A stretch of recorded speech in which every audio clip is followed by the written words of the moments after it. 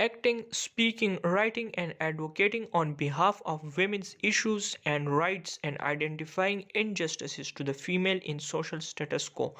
यानी इस डेफिनेशन के मुताबिक फेमिनिज्म जो है वो फीमेल के राइट्स को एडवोकेट करने का नाम है।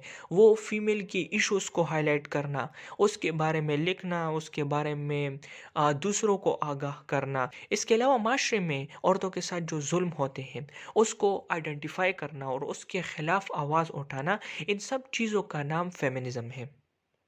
अगर हम फेमिनिस्ट लिटरेरी थ्योरी की बात करें तो feminist literary theory second half of 19th century यानी 1950 के बाद हमारे पास ये इस्टेब्लिश हुई। अब फेमिनिस्ट लिटरेरी थ्योरी जो है तो ये सिर्फ फीमेल राइट्स के ऊपर फोकस नहीं करती बल्कि तमाम जेंडर्स के हकूक पे बात करती है। फेमिनिज्म जो है ये एक स्ट्रगल है अगेंस्ट पैट्रियार्की